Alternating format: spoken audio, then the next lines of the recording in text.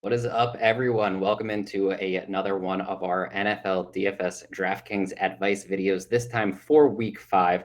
I am your host, Justin Bales, joined by Ben Hostler and Matty Ice. How are you guys doing today? Good. Excited to be here. Good, yeah. I'm excited that we got Matt out of the cave. Normally when Matt is on, we do these very late night. So we've got a midday Matt. I'm excited to hear his takes for week 5. Yeah.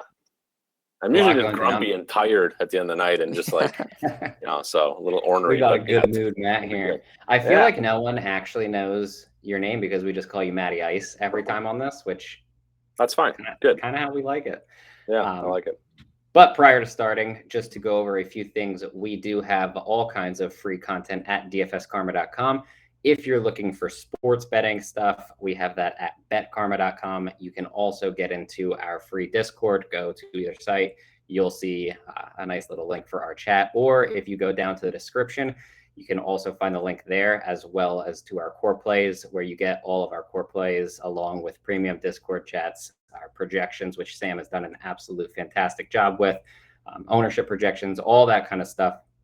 Just go ahead, click the link in the description, and you can find all of that.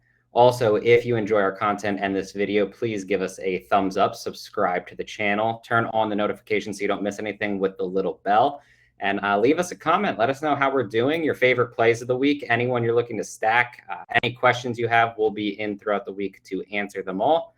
I think with that being said, we can basically get started here. If you're new to the video, we go position by position, talk about our favorite plays. Then we will hit up stacks at the end, and I will make everyone give a bold call, which has just been phenomenal through the early part of the season. But let's get started at quarterback. There's honestly quite a bit to go around on this slate. A lot of really good plays, in my opinion. I'm going to start with the special guest of Matt. Who are your favorite quarterbacks this week? Yeah, I found myself just on the initial builds here with a lot of Kyler. I think I heard Ben say on the cash process pod that we basically had floor games, from Kyler these last couple of weeks at 22 points each game, which you're not really pumped about if you're paying 8K for him in this spot. But home favorite, really nice team total, 27.5 there. I certainly think that there's way more room for a lot more upside beyond those 22. And you just looked at weeks, 1 and 2, 35, 38 points. So I'm getting the Kyler because, I want to kind of buy low, somewhat low. And I'm finding a lot of value on the slate, in spots that I feel really, really good about. So I don't mind just paying up to Kyler. I think Dak is going to be a really popular play this week. Obviously, home favorite against pretty mediocre defense at best, with the highest team total of the week. Dak kind of squeaked one out last week. I mean, I say that because he's really efficient, right? And this is not a player who's often winning totally on his efficiency. It's typically value. Week 1 he had 58 pass attempts. And then last week he barely threw it, but he got really efficient with the 4 touchdown passes, and we saw a couple rushing touchdowns as well. So I think that Dak, of course, is always a good play. Obviously, he's got some weapons. There's a little bit of injury news on Amari, but he should be good to go. I think buying low on CD Lamb after he totally just zeroed last week was brutal is fine. But I'm looking at Kyler, and then I think we'll let Ben talk a little bit about couple of his plays that he likes, but I'll just mention, I think it needs to be said. Yeah, Trey Lance is going to be hugely chalky if he does get the nod, and I think it's probably good chalk. It's probably good chalk, especially at that price. But Ben, I know you're looking at a couple of guys in particular. Who are you looking at? Yeah, so once we get the news if we get the news that Lance is going to start, definitely he's going to be in my top 3. He's going to be the cash game pick at quarterback. So outside of him, 2 guys I really like. First is Jalen Hurts. We were just talking about him pre-pod, but he's the exact type of player. Like, obviously, Matt, you and I play Kyler a lot. Like, Hurts has kind of been a Kyler-esque player since he took over towards the end of last year. Even this season, if you look at his game log, 28, 21, 25, and 31. He gets there on the ground, it seems like every game. And then we were also talking about pre-pod how Dak had his best game last week in terms of rushing the ball, right? And he had some windows to run. I think that's going to happen for Hurts, even if he doesn't get there in the air. He can get there on the ground, and he doesn't need to get there in the air. I mean, he had over 20 DK points in week 2 with only 190 passing yards. He had 28 in week 1 at 264. Like, he doesn't need to get the 300-yard bonus on DraftKings to have a good game. And I just like that game in general. I like some pieces on the other side. So I think Hurts is probably, he's up there for me. I don't want to say he's number 1. It's early in the week, but I feel pretty good about him. And number 2, this might surprise some people, but I did some research after the cash process last night, and I think I'm with Anthony. I really like Kirk Cousins in tournaments this week. He's at home. He's coming off an 11-pointer against the Browns. Not a good game. So I don't think people, not that people play him anyways, but I definitely don't think people will be playing him this week. This Detroit secondary is terrible. Their defense in general is not good, but their secondary is really bad. And I don't think we've seen it exploited, because if you look at their last few games, they played Baltimore and then they played Chicago, right? So Lamar's not really someone that's going to crush you through the air most of the time. And then Fields obviously is super raw and just hasn't got it going through the air. So I think Kirk is someone that can take advantage of how bad their secondary is. We know that, he can have big games passing the ball with Jefferson and Thielen. So I actually think for tournaments, Minnesota and Kirk Cousins is a really good call. And I think they have a pretty high team total, right? 29. That's up there with the Cowboys. Cowboys are at 29 and a half. Vikings are at 29. And I don't think anyone's going to be on Minnesota's passing game. Totally. I'm actually extremely high on Justin Jefferson. He's just, an elite wide receiver. And I think that, of course, no one can cover him on Detroit. My only concern is that I think there's some volume risk. Detroit is last in the league as far as passing play percentage against them. Teams just like to run on them. If we get a healthy Dalvin Cook this week, we saw last week kind of split between him and Madison. I think there's some risk there, especially if they kind of, pull away a little bit. But to say I love Jefferson and not like Kirk, also my fellow MSU alumni, Kirk, Captain Kirk's my boy. It would be hard not to play him, but I get it. I do get it. It's just, Baltimore, isn't it kind of hard to play? He's got no rushing upside. It's just, in general, today's NFL, it's hard to play quarterbacks with zero, rushing upside. I don't know. Yeah, he does. For cash games, I'm not really ever going to play someone that doesn't have rushing. But for tournaments, he can have those spike weeks where he throws 4 touchdowns, and he does once in a while. He'll punch one in if they're close, if they get down to the goal line. But like you said, Detroit, they face Baltimore. That's one of the run heaviest teams in football, or if not the run heaviest team. So I just think that's skewed. And Fields, they're not going to let him throw the ball a bunch. I think that's true. Yeah. I do think he can get loose passing, but yeah, Dalvin Cook being back, I'm assuming he's going to be good to go. Bales, I saw the news that he said he thinks he can play through it. I'm assuming he'll be healthier this week. If he doesn't practice hard. It's a concern. Yeah, but... Bales. Bales. What about Burrow against your Packers? Down, likely down Jair Alexander. Are you looking at Burrow on 10 days rest here? Yeah, I actually think that Burrow's one of the better options. Little fun fact: he's one of 3 quarterbacks to complete every attempt inside the 10 and score a touchdown on it. He's 3 of 3 with 3 touchdowns. The other 2 are, I know Trey Lance is 1 of 1, and then someone else is 2 of 2. I don't remember who it is, but I actually like Burrow more than a lot of people do. It's kind of weird because he seems to start every game super slow, where he scores 1 fantasy point in the entire first quarter and everyone tilts him super hard. And then he comes out and throws 3 touchdowns in the second half. And Green Bay's defense isn't really something you're going to be scared of. If Alexander's out of there, their corners are really, really bad. Obviously, they drafted Stokes in the first to kind of take some of the pressure off. But Kevin King, I don't think is good. I know he was hurt. Is he back this week? I haven't checked on that yet. Who, Kevin King? Yeah. I haven't checked Packers injury report yet. I don't know if he practiced today. I thought he was still banged up. Let's see. Today, he did not. Oh, they haven't updated for week 5 yet. He practiced today. 59 minutes. Oh, he did. Ago, okay, he didn't practice at all last week. Okay, yeah, it was a concussion. Yeah. To be fair, Kevin King on the field might be better for Burrow if we're going to be Yeah. completely honest. He's I not was gonna good. say Bales, like they babied Burrow so bad that Steelers game, like they didn't let him throw the ball at all, because of the pass rush. But the Packers don't really have that pass rush, right? Especially with some of their injuries on the defensive side of the ball. Mhm. So I kind of agree with that. And Burrow's third yards per attempt right now. Russell Wilson 9.6, Kyler 9.5, Yeah. Burrow's at 9.2. Dude, no one's playing him too. Like that's Yeah. a 51 point over under. They're home. They're on 10 days rest. They got, all three. They should have Higgins back. He should have all three weapons at receiver. Like, I kind of like Burrows, man. Well, another big thing in that is that it's highly unlikely that Aaron Rodgers is walking in there and getting embarrassed by Cincinnati. So the game likely is going to, at minimum, stay close. Yeah, and Mixon's banged up. I kind of forgot about that because they haven't played. Right. They didn't play Sunday. That was last Thursday. But That's a yeah, good point. he's banged up. So say he potentially misses the game. That's even more reason for them to pass the ball, right? Yep. Yeah, if Samaje Perine is their RB1, freaking fire up Burrow.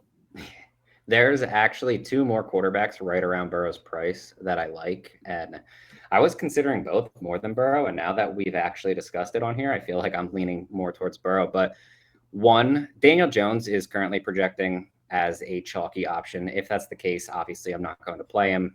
I don't think you ever play Daniel Jones as a chalky option. But Dallas ranks second in the NFL in air yak allowed, which it's basically just air yards and yards after the catch.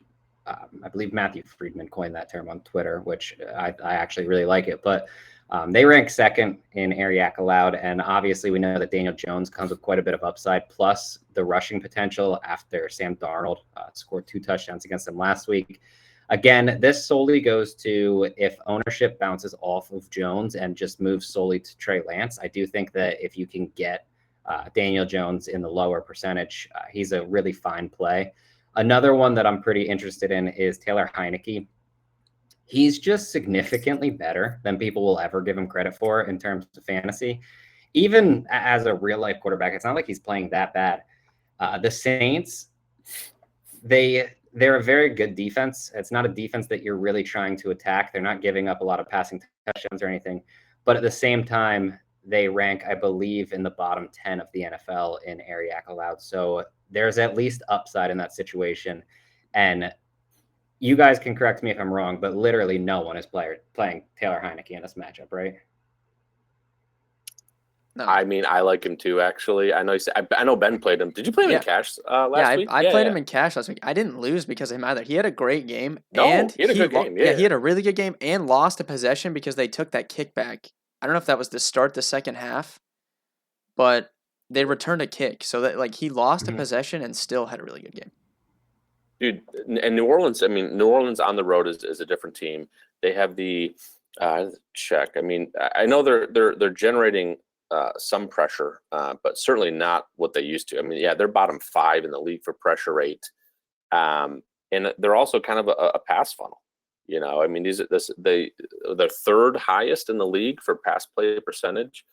They're way high up there for pass yards and pass touchdowns. I mean, that's how you score on them. So I mean, look at last week. They just took, Saquon, lined him up out left, out wide, and just threw a streak to him. Right. I mean, I do think that Heineke should be in consideration, and he just blew up last week. I mean, I don't know, but no one's playing him. You're right. Yeah, I feel like he's one of the top tournament options. Do you guys have any other quarterbacks that you're considering, or did we pretty much touch on mostly everyone? I think we touched on them. Yeah, I think I'm good. Yeah. Moving to running back then, this is interesting because Christian McCaffrey might play, and it felt like at this point there was enough places for you to save with just guys like Curtis Samuel being 3K again. T. Higgins off the top of my head only at 5 that you could pay up for Derrick Henry and another top running back, which feels like Dalvin Cook if Christian McCaffrey isn't playing. But if McCaffrey plays, that basically changes everything because any of these top 4 guys really make solid options. I think you might be able to stick Kamara in a tier below them. But Ben, talk to me about what you're looking at for running back this week. Yeah, I mean, not much needs to be said about Henry, McCaffrey, those guys. Obviously, if McCaffrey was in, I mean, 8,700 is just a joke of a price, so you would be you think you would be playing him, but all the top guys are fine. Outside of them, I'm going to go back to Najee Harris. I played him over Montgomery last week, which, I guess was a mistake looking back just because Montgomery was so cheap. But he didn't have a bad game, right? Like, he still scored 21 DraftKings points. He's getting, like, McCaffrey level usage. Like, it's crazy how much they're using him. Caught another 6 balls last week. The only concern for me is Ben is banged up. I don't know if he's going to play or what's going on with that, but I mean, he stinks anyways, right? So it's not like it's not like Mahomes is going to be out or something. Like, they're not.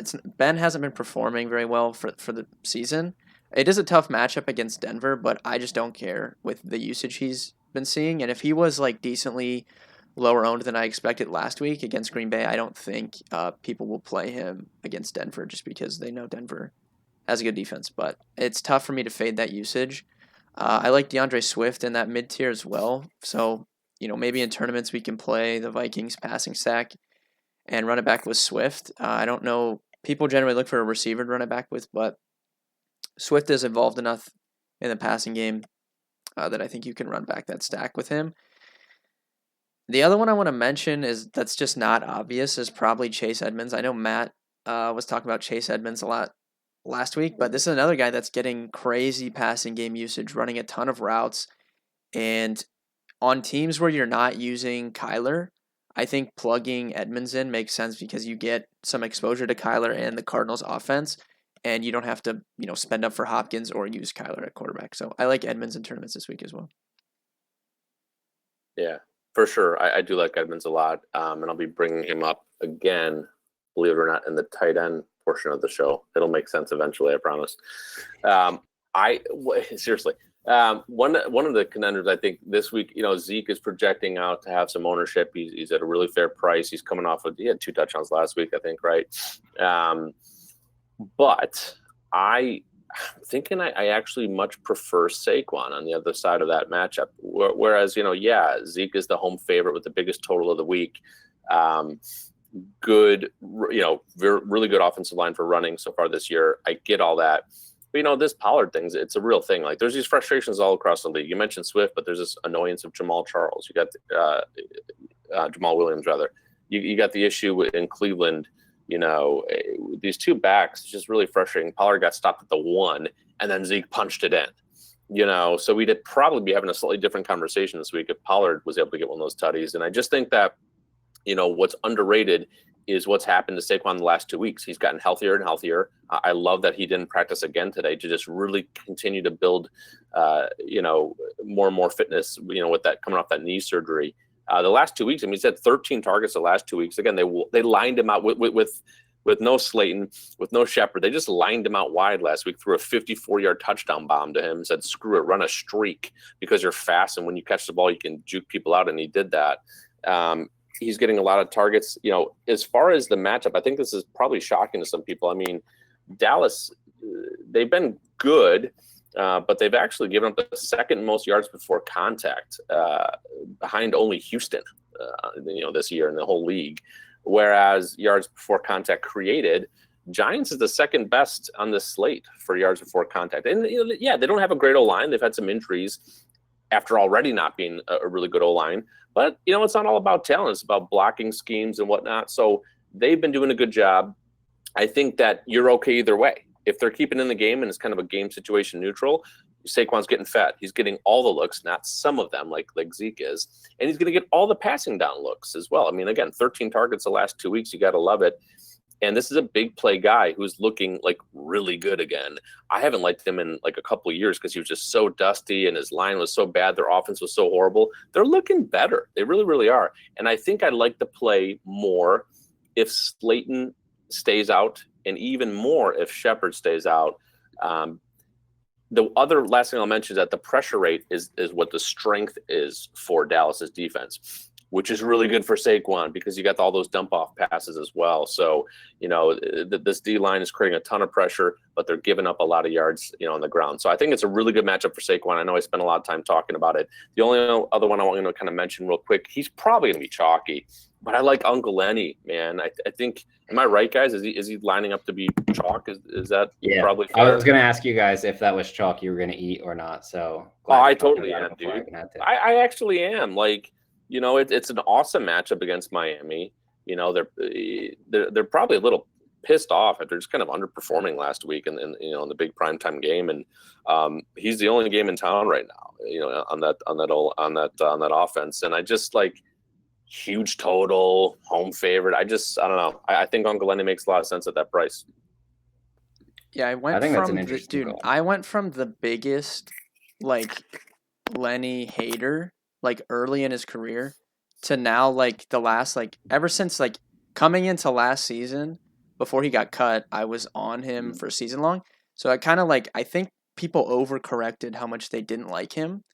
And then obviously, he showed out in the playoffs, but yeah, I actually think he's a good play as well at that price. But he's got 60 touches on the year with no touchdowns. Like that's going to regress. Like he's going to have a 2-touchdown game, especially in a game that's probably going to get like not very competitive pretty quickly. Maybe I think at least with Jacoby Brissett. I think I don't know, man. I think he could really. I think he'd do well this week. Yeah, I agree with that. A few guys that I like. This is going to be crazy because I feel like I say this every week. Nick Chubb. Have I told you guys about Nick Chubb at any point during this season? Yeah. In all seriousness, I mean, over 20 carries each of his last 2 games. His numbers aren't overly good. He hasn't really broken away in any of his games. I know he had 2 touchdowns week 1. He ranks in like the top 5 of the NFL in touches, or I guess carries inside the 5. I think he's close, or at least top 10 in carries inside the 10. I know that Kareem Hunt last week stole a touchdown from him, but I feel like that just makes him that much better of a play this week. You're not worried whatsoever about the Chargers defense. They just generally drop 2 safeties and say run the ball against us, and everyone is, and then they're just going to try to outscore you. But I don't see why. One, I don't know how your game plan against a team like Cleveland, where you can just hand the ball off to someone like Nick Chubb or even Kareem Hunt, is going to be run the ball against us and let's see what happens. But I also don't expect the Chargers to change their entire defense. So I would assume that at least for the beginning of this game, they're going to ask them to run the ball. And I think that Nick Chubb is going to have one of his monster games where he goes for 100 plus. If he finds the end zone, he's just in a really good spot.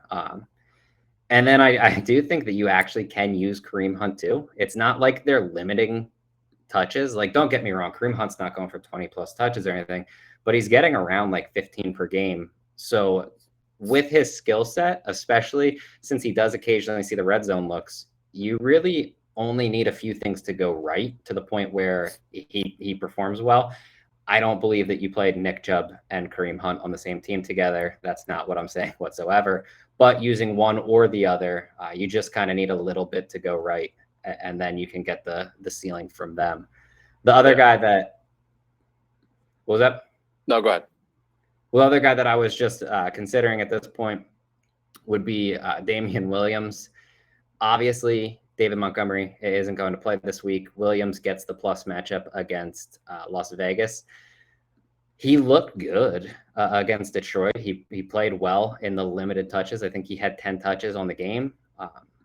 I don't think that Damian Williams is necessarily a bad running back. I think the only other running back that they have on their roster is rookie Khalil Herbert. So I would expect that Williams, assuming he's healthy, I know that he got hurt. I think he had a bruised thigh, and they said that they aren't even slightly concerned about it, but it's something to monitor. Assuming he's getting a much bigger workload, I feel like he can really take advantage of the matchup against Vegas. And he's only 5,600, so quite a bit of upside. I feel like he has RB1 upside at the price tag, and generally that's just not something you really see. I feel like he probably gets a pretty big price bump for next week, especially as long as he does indeed hold a massive role for the Bears. But how do you guys feel about Damian Williams? I feel like he's the kind of guy where he peaked like what seems like 20 years ago, And now I'm concerned that I might be using Damian Williams at this point, but it does seem like it plays out to me. Yeah, he's just not that cheap, right? That's kind of my issue with him. He's 5,600. You know, if he was 4,500 or something like that, I could see it. I mentioned Uncle Lenny. I think for quite a bit cheaper, I'd prefer him. You know, I think I don't know. I might even prefer Kareem Hunt or Edmonds, and they're at this really similar price range. Give me Fournette over him. Give me Kenneth Gainwell over him. Gainwell, wow. I mean, what are they doing in Philly?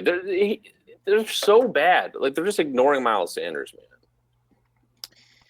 Yeah, it's tough in Philly. I don't know. I can't give an explanation to it, but it's clear they want to play Gainwell. You know, they want to play Gainwell. And I kind of, when I knew that happened, was week 1. Early in the game against Atlanta, they gave Gainwell a red zone touch and he scored. Like, it got called back. But the fact that it was week 1 and he was getting like touches inside the 10, like that was kind of telling me all I needed to know. So I do think they want to get him the ball.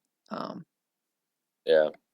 At least, I mean, he's hot in the passing game for sure. I think, you know, Carolina generates a fair amount of pressure. So, yeah, gosh, that's interesting. And he actually is cheap, right? He's 4,900. Yeah, I guess I'm fully fading Williams in that offense and at that price. A different week, maybe. The only other one I'll mention right in that same range is Damian Harris, man. I know last week, you know, it didn't go very well, but it never goes well against Tampa as far as running backs. Like these 2, 3, 4 carry games is what like everyone is doing against Tampa, basically. So I think they probably go back to him again. Houston's given up the most yards before contact. They're a disaster of a defense. You finally get you know, that New England offense in a dome. So I think that Damian Harris, you know, you're playing the narrative of, you know, coming back pissed on the road against a shitty opponent, and he should be the lead runner. I mean, Ramondre Stevenson was a healthy scratch last week. Bolden's kind of dust, you know, and who's the other guy? He fumbled, like the third down guy, James something, like the James White fill-in. With JJ Taylor, like he fumbled, so now probably Belichick is like, you know, done with that. So, I mean, probably no one's playing Damian Harris. I mean, everyone's so sharp now, but, you know, he went 4 for -4 yards last week. But, like, I don't care. I mean, he that's Tampa. That's the matchup. That's what happens. So I would go back to Damian Harris in tournaments for sure. I think that's sharp, especially because the week before that, I think he had like 6 for 13 or something against the Saints, right? Yeah, he's had but those might be the worst 2 run matchups right now. They're both run funnels. They're both really, really stout. You know, run defenses, and before that he was running for 100 yards and a touchdown, and you know, getting a couple catches a game. So I think, you know, I do like Damian Harris. I mean, he's fresh at least. He only had 4 carries. It's not like he's tired or beat up, you know. Yeah. Mm-hmm. No, I agree. We can move to wide receiver at this point. I mean, there's a lot going on here. Matt, open up with your favorite plays, but there are a lot of options at receiver this week. Yeah, for sure, man. I think Keenan Allen's way mispriced. You know, I've been a Keenan Allen guy for a long time. He helped win me over $100,000, you know, 6 years ago on FanDuel.com. And I'm just a big fan, man. I'm sending pictures of my kid wearing his jersey in the Discord. So, like, yeah, I get it. I have a massive bias, but I think the volume's been there for him. I like his lower ADOT against this really, really big time pressure creating unit of Cleveland. I like that matchup better as well. I think Mike Williams can just tower over Greedy and obviously get his for sure. But I think that Keenan with the shorter route tree in this type of game, I think I really like that a lot. And then again, 6,500, like that's way underpriced. I was on DJ Moore all week last week, and I got off him. I didn't totally get off him, but I took my exposure down a lot. That was a mistake. If there's no CMC, so let me preface that. If CMC does not play, you got to fire up DJ Moore in this really, really good matchup against Philly. It was a disastrous secondary. I mean, they lined up DJ Moore in the backfield last week and were throwing him swing passes in the red zone, you know, so he's just like their weapon, you know, when McCaffrey's out. So if McCaffrey's out, you got to fire up DJ Moore, I think, at least. I mean, his market share of air yards, market share of targets is just unbelievable.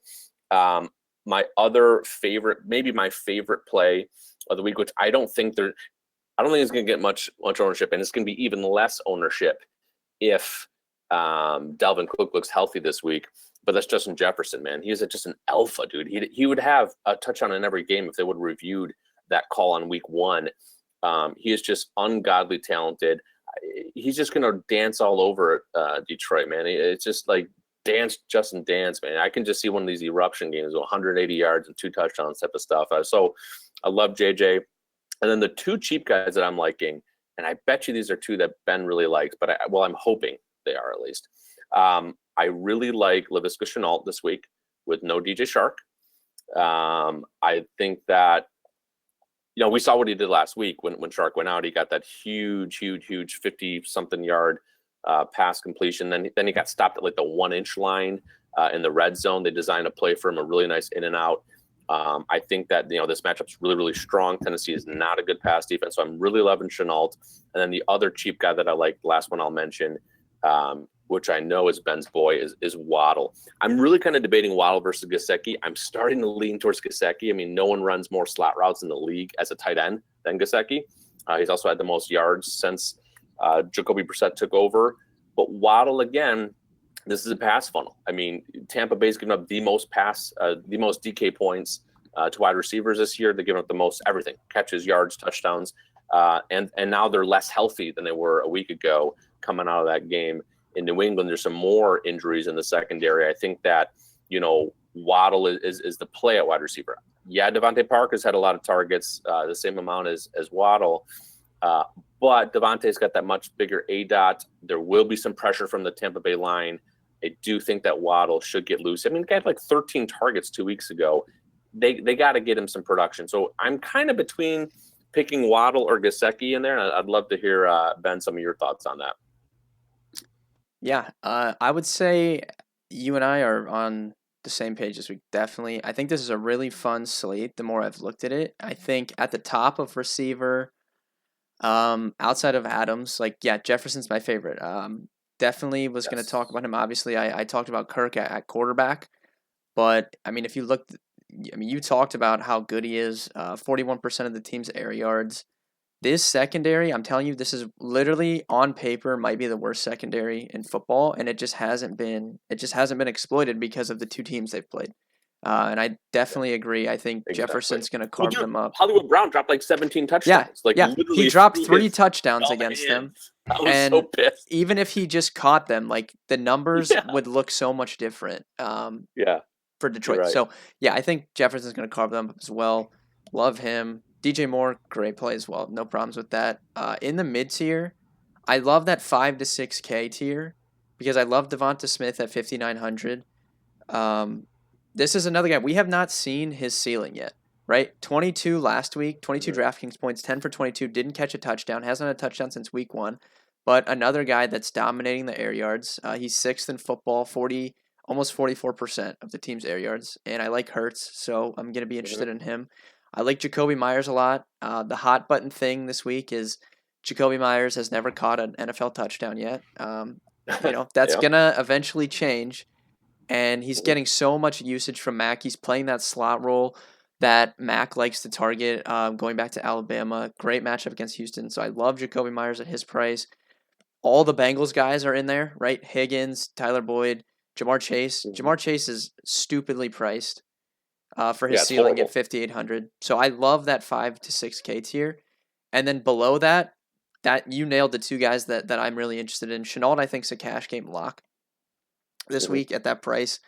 And I was all over Waddle last week. I'm going to go right back to the well. I think, we used to call this the game theory show. I think we, need to focus on that. And everyone is so smart now, and the way that you have to break it down, it's becoming a lot like baseball, right? When you research for DFS baseball, you can always dig a little bit deeper into the matchups. And I think for lineup construction in NFL, that's kind of how we have to think of it, right? You can pick a stack that you like, you can pick something on the opposite side of that stack that you like, and even in your other positions that aren't affiliated in the stack that you want to use, look for correlation. If you're using Leonard Fournette, you can use Jalen Waddle for correlation on the other side of that. If you're using Derrick Henry, you can use Shenault as correlation on the other side of that. You have to consider those things when you're making lineups for bigger tournaments. And I don't think anyone's going to play Waddle, man. No one played him last week, and I swear this guy had 3 for 33 in like the first 5 minutes of that game and then did nothing the rest of the game. I don't know what was going He on. did, I believe. Yeah, I don't know He what like immediately was scored, going and I on was there, like, "This is not bad." And but then, yeah, I don't know what was going on there. But dude, Tampa's secondary so banged up. I think that's a good call, like going back to him in tournaments. So Yeah, I'm and in agreement with you. regardless of like output, I mean, 2 weeks ago he had 12 catches. Man, I know. Again, I know the yards weren't there. He didn't get in the box, but if you're gonna get 12 catches in that system from the same quarterback, and now in arguably a better matchup, even where they're likely going to be behind against a worse defense than Vegas, yeah, I think you play him. We would be crazy probably not to mention Debo. I mean, he's leading the league in receiving. I love the way they're using Debo, man. They're not using Yeah. him like they have in the past. Like typically Yeah. he's what, like a 1-8 out? Like this guy never Yeah. gets down the field usually, but they're using him so much differently. And I Yeah, don't man. know. Like, do you think I don't know if people will stack Lance like in cash? People will plug him in for 57. I don't think they're gonna stack him. So I think that's an interesting No. move in tournaments. Like, Yeah, and he's expensive, dude. He's yeah, real. I don't mean, think what is anyone's gonna stack 71?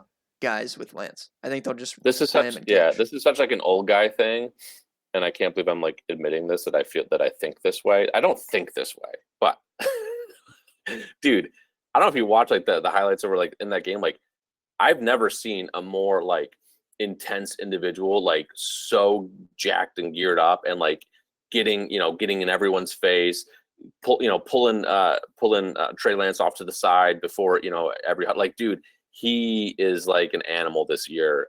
He's getting a good matchup, up pace game, probably going to be obviously trailing or have the ability for a lot of looks. And you're right. I mean, this year, this sounds low, right? But he's got almost an 8-yard ADOT. And that's high for him. Like you said, like that's like literally 8 high times what his normal one is. So exactly. that is a big deal. Yeah. Yeah, he just, I don't know, man. He's like, think about it. Like, the production's there, his attitude's there. Like, he is just like, I don't know, man. He's on something this year. So, like, if Trey Lance plays, you're right. Like, it's crazy because, like, Trey Lance will be chalk, but you're so right. The Trey Lance Debo hookup will not be that popular. It really won't be. Especially if Kittle plays. Yeah, I agree with you guys. I was posting about Debo all last week, and then luckily I did not get off of him. There were a few plays that I really liked. One was like DJ Moore, did get off of him. Debo, I played on both of my cores, worked out fantastic. I thought that the matchup was perfect. I think one thing that I do want to say is that that Justin Jefferson's probably my favorite receiver this week as well. So we're all on it. Just on the Jalen Waddle thing, Tampa Bay actually has allowed the most air yak in the entire league. Not surprising because their run defense is so good. But again, it just kind of solidifies that Waddle's going to get at least the looks. We'll talk about it at tight end, but I also think that Mike Gesicki is a really good play this week. Another guy that I would be interested in, and it's kind of contingent on the injury report because we obviously need to see what happens with Slayton and Sterling Shepard, but Kadarius Toney is a very good cheap option, assuming that Shepard and Slayton are out this week. Dallas is allowing the second most yards after the catch of any team in the NFL this season. Kadarius Toney, obviously very small sample size, but I believe he's averaging about 7 yards after the catch per reception, which is a pretty wide difference between number 2, which is Kenny Golladay for the Giants. So that would be the type of player that I would like to attack in this game. And obviously he saw 9 targets last week against the Saints. I would assume that he would keep at least a very similar role, maybe not get upwards of 10 targets, but probably in the sweet spot of like 6 to potentially 8. And for his price tag, I think that's relatively fine. But again, that's almost entirely dependent on more Sterling Shepard, but really also Slayton as well, because Slayton will still targets even if he does come back and Toney doesn't play, the same role that they have. They're still going to look most likely for Slayton over Toney, in my opinion. Are you guys even slightly interested, or does that feel like a reach? Yeah. Oh, I played Toney last week. I played him last week in one of my main GPPs. He didn't kill it. I mean, he had 14 points, but he had 6 grabs for almost 80 yards. Yeah, and Dallas is another one of these pass funnels. I mean, last week was New Orleans, or the third, biggest pass funnel, and Dallas is the second biggest pass funnel behind only Tampa. Across the middle, avoiding Diggs, did he have another 2 picks last week? I mean, this guy's unbelievable. I don't think there's any chance, from what I'm reading, that Slayton plays. I think Shepard is possible, but I was reading that they want to keep Tony in the slot. And then if it's just Shepard that comes back, there's talk of having Shepard outside. And Shepard's played outside many times before, but they want to keep Kadarius in this role that he's so far doing so pretty good at. And it's a first-round draft pick. They spent a lot of draft capital on this kid. They got to see what he can do. I mean, he was a freak coming out of Florida. So I actually don't mind that at all. I mean, again, I played him last week. If they're both out, I'm totally firing him up. If Shepard's in, I want to make sure that I hear that he's going to be staying on the outside, and yeah, I'd for sure fire him up. Yeah, I think he's probably the top, cheap guy. He's at 4K. Not sure if there's anyone below 4. Last week there was a ton of guys below 4K. Curtis Samuel is in again, dude. Yeah, I was gonna bring him up at all. That's the other guy I do think is in play. Another guy. I mean, he got 4 targets. He mixed in 6 points, but I mean, dude, at 3K, that doesn't even matter. 6 points is fine at 3K. Exactly. With upside, I was like, so. Well, yeah, let me check his. Let me check his snaps. He was. I mean, you said 4 targets, but dude, I think he literally played 13 or 14 snaps last week. Yeah, and you would assume he's obviously that number's going to come up this week. No, okay, so yeah, he played 37% of the snaps last week. So if he's healthier and he goes from 37 to 50 or 60, maybe. Yeah, so why couldn't he go from 4 targets to 6, 7 targets? I think he had 2 catches on their first drive, so they were looking for him early, which I assumed was going to happen. Because Sam and I were talking about it. Yeah. They're not going to have him play. He was out for so long. They're not going to have him play if he isn't, actually feeling good, Yeah.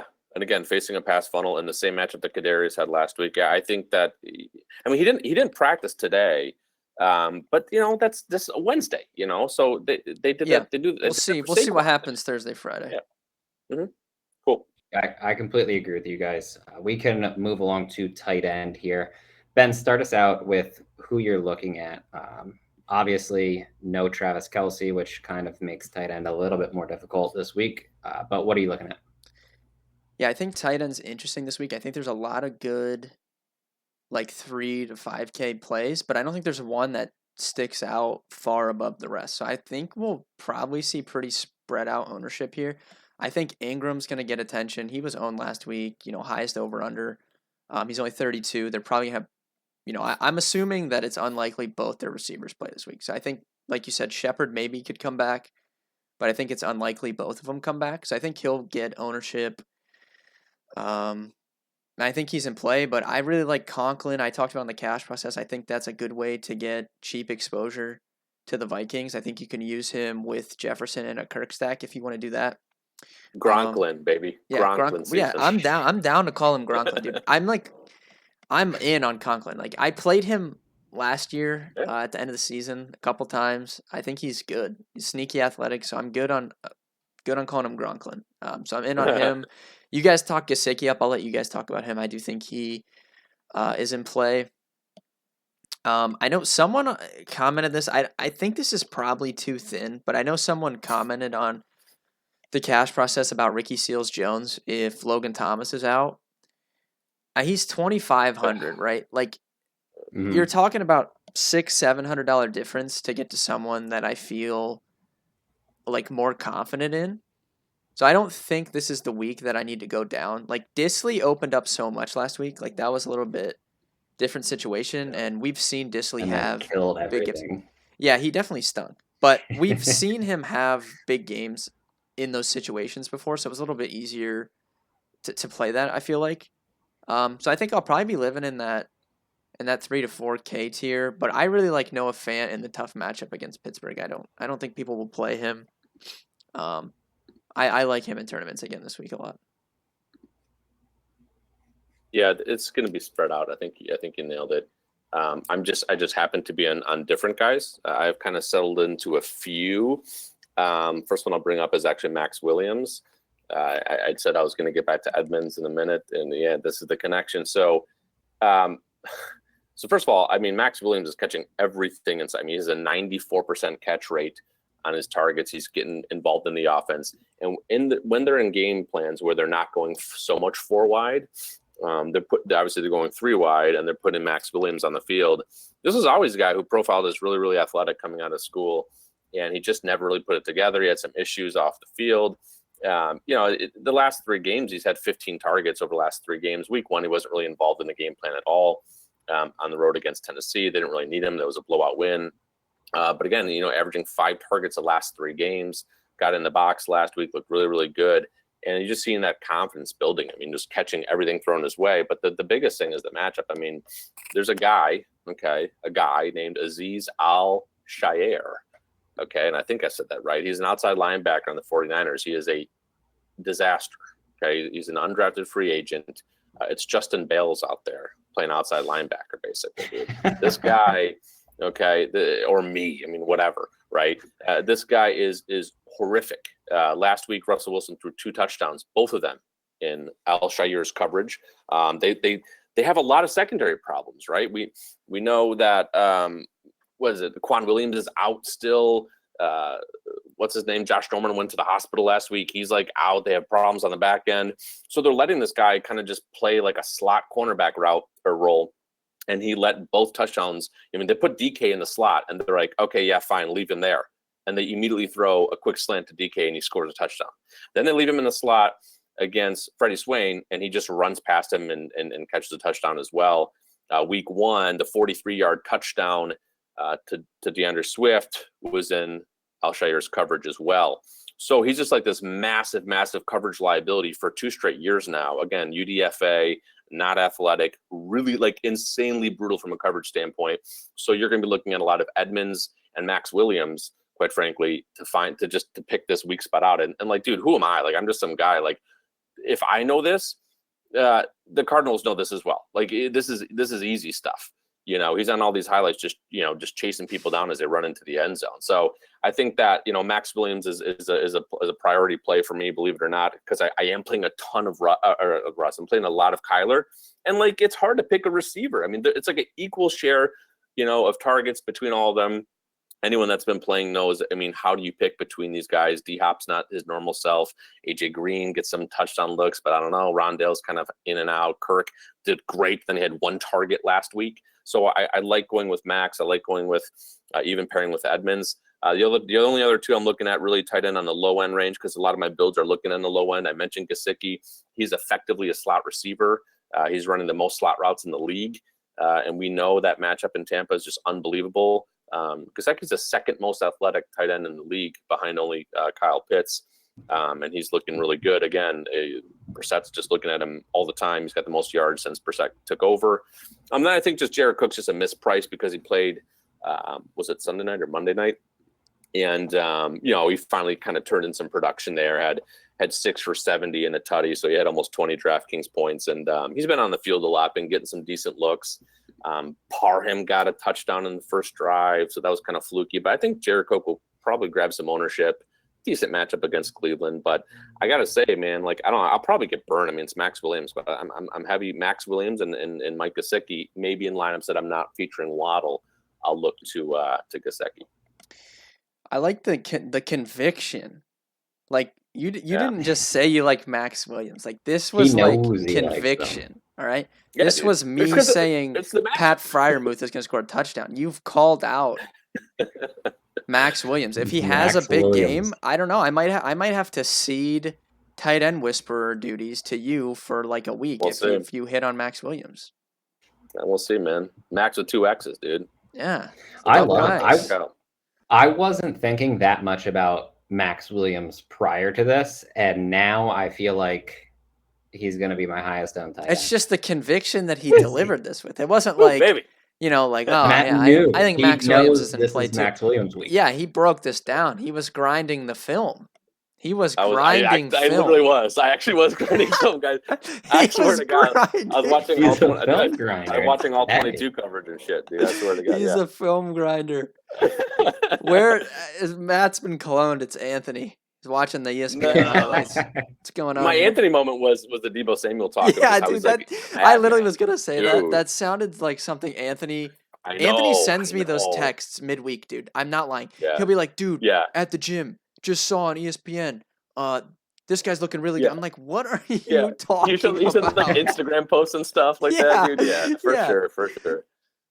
You know? Oh man, I will say Max Williams does actually sound really good. I completely agree with that. There's two tight ends that I was kind of going to bring up, and I agree with basically everything you guys said. I think it's wide open. The number one that I was going to say was also Mike Gesicki. We just know that Jacoby Brissett loves throwing to the tight end. It's no secret. It's been his entire career. It's not shocking that he comes in for Miami and all of a sudden Gesicki starts seeing all these targets. It's just kind of the way that it's going. Number two, another guy that an injury will affect him, Cam Brate. I believe he had 5 targets in the game against the Rams when Gronk got hurt. I believe he had 6 last week. He didn't really do that much with them. So his price tag, I think, stayed in the low 3s. But I mean, if you're just kind of taking your shot there, it's not like Miami's performed overly well against the tight end. And obviously, there's going to be at least targets for Brate in an offense where they're going to put up points. So I do think that Brate is a relatively fine option in the low 3s there as well. But I agree that you don't really need to drop down to someone like Ricky Seals-Jones. Would I say he's necessarily a bad play? Not really. He's 2,500. It's going to be hard for him to burn you. But at the same time, a few hundred more, you can get up somewhere else. Wait a minute, Bales. Wait a minute. So no James O'Shaughnessy because he's not on the team anymore. But are you not looking at Dan Arnold with no Shark? Dan Arnold in a good matchup, getting all the slot routes. I mean, listen, I understand what you're saying, but Dan Arnold is no James O'Shaughnessy. One of them is just a high-end player. The other's Dan Arnold. Okay. Dan Arnold, I mean, also sneaky athletic. Like, I don't have anything pulled up. I agree with off that. the top, I think that's a thing. Let me look. I'll pull it up real quick. I'm gonna pull him up. He looks it on the field. And I think he's athletic. That has nothing to do with any metrics or anything. That's strictly my eyeball test. Oh, we got eyeball tests. We got film grinders. What's going on here? Yeah, he ran a 4.68, 79th percentile on player profiler. Best comp to Gerald Everett. So yeah, not. These eyeballs don't lie. I don't know what this college he went to is. What is this? I don't even know what that is. Was it D2 or something like that?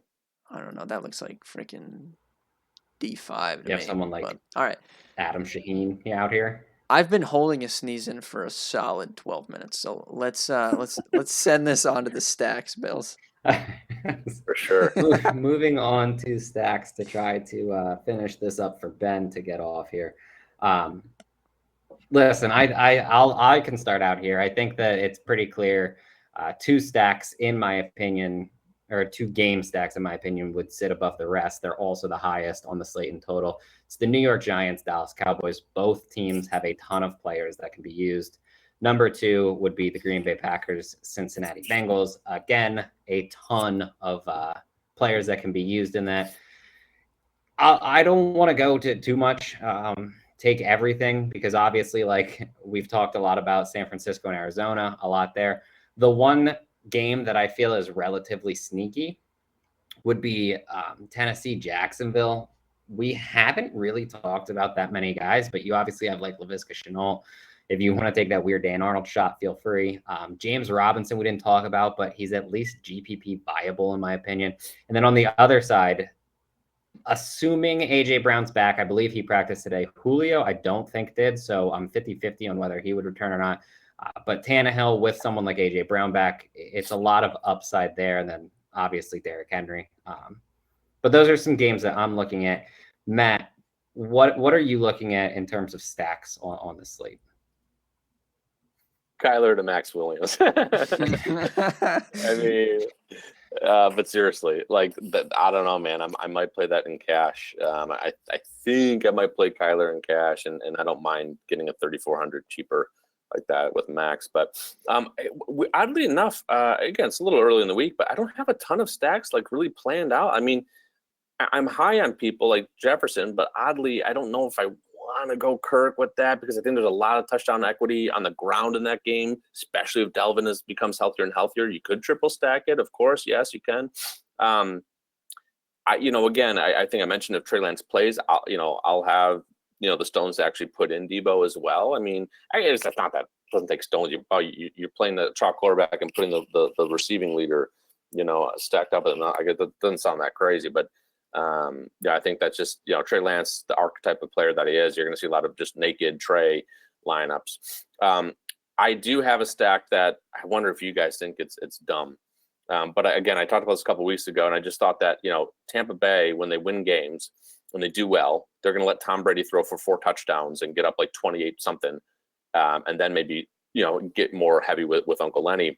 I just think if you come back with, pissed off Brady and go probably to Godwin, avoiding Byron Jones and Xavier Howard on the outside. I think Byron Jones might even have some health issues this week, and just, eat up the middle of that field.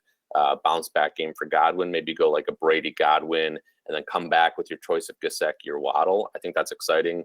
And that, actually, yeah, it'd be a really good hedge because if I'm going to have a lot of exposure to Fournette, I would like to have a Brady Godwin, maybe even AB as well, stack with a nice run back. AB stupid cheap, man. Another guy just over 5K. Just missed him. What is going on there? He should be more expensive, dude. For sure. Isn't AB from oh no, it's not in Miami, it's in Tampa, whatever. Yeah. Yeah, I agree. Not taking anything away from Brady, obviously, arguably the best quarterback of all time, but there is no bigger stat padder than him, I feel like. I mean, this dude loves to pad his stats, dude. I mean, he loves the QB sneak, get the rushing touchdown. Like, that dude is a definite stat padder. So, yeah. If they're blowing him out, you do feel like he's getting like 3-4 touchdowns for sure. Yeah. My stacks, top 2 for me, definitely Kirk Cousins to Jefferson. You can use Thielen as well, or Gronklin, as we were calling him. And then you can run that back with Hawkinson, Swift, whatever you want to do. Hurts to Devonta Smith is definitely in my top 2. You can run that back with DJ Moore or McCaffrey as well if he plays. So that's probably my top 2. If you guys want a true, just disgusting Millie Maker tournament stack, Mac Jones, Jacoby Myers, run it back with Brandon Cooks. Hashtag Brandon Cooks revenge game. Ooh, we'll talk about that. Every team in the NFL, but yeah, ooh. Hashtag revenge game. Also leading the NFL in percentage of teams' air yards, 55%. Next closest is Calvin Ridley at 48%. So he can get there on volume alone. Mac Jones is leveling up, dude. I mean, he looked so good in that Sunday night game. They're playing faster. The last, really, outside of week 1, like, they've actually played decently fast. And I think that they're going to put up points against Houston. So that's just like a gross one. Like, I'm not going to like play that as one of my main teams, but I do have interest in that. Love Jacoby Myers. Yeah, it's a great call. I agree with that. One last thing before we head out, we got bold calls. Ben, you're up first. Oh man. Bold call. I'm gonna say the positive regression hits and Devonta Smith 2 touchdowns. Yeah, staying with the positive regression, I'll say that Jacoby Myers gets his first touchdown of his career, and Lenny gets the first touchdown of the year on nearly 60 touches. And then a little bit spicier. I love that we're all on JJ. Let's say Jefferson, one of those crazy 160 in 2 games. That segues perfectly into mine. Mine's that Devontae Adams and Justin Jefferson combine for 75 plus fantasy points. Ooh, baby. Let's go. All right, let's get it. That's all we have for you guys. Once again, if you enjoy the video, please give us a thumbs up, subscribe to the channel. You can turn on notifications and leave a comment with any questions or any comments on players that you like below. Again, you can find all of our core plays and all of our articles at dfskarma.com or in the description. Also, if you need anything sports betting, betkarma.com is where you want to head. Until then, everyone, good luck. Have a successful week 5, and we will be back next week.